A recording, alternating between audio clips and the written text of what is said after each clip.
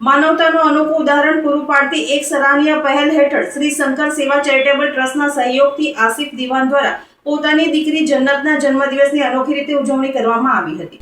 સામાન્ય રીતે birthday party અને ભવ્ય ઉજવણી વચ્ચે જન્મદિવસ ઉજવાતો હોય છે, પરંતુ આસિફ દિવાને પોતાની દીકરી જન્નતના જન્મદિવસને સેવા અને માનવતાની ભાવના સાથે જોડતા જરૂરિયાતમંદ અને ભૂખ્યા લોકોને મીઠાઈ ખવડાવી અનોખી ઉજવણી કરી હતી।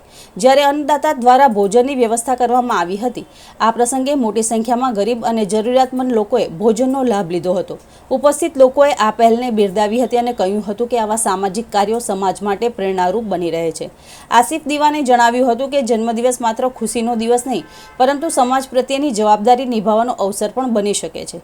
દીકરી જન્નતના જન્મદિવસે કરવામાં આવેલી આ સેવાકીય પહેલે માનવતા અને પરોપકારનો સુંદર સંદેશ આપ્યો છે। શંકર સેવા ચેરિટેબલ ટ્રસ્ટ દ્વારા આજે ભૂખ્યાને ભોજન ચાલુની સેવા ચાલુ છે।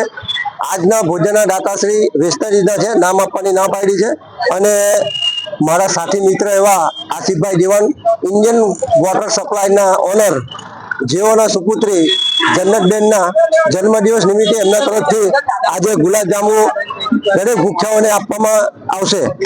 તો માતાજી એમને ખૂબ આગળ વધારે, ભણવામાં આગળ વધારે, અને એના પપ્પા જેવા સામાજિક કાર્ય કરે છે એમાં આગળ વધારે એવી એમને શુભકામના।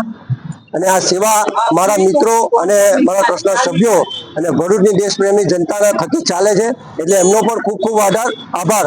તમારો સાથ અને પ્રેમ કાયમ રહે એવી આશા રાખું। અસ્તુ ભારત માતા કી જય।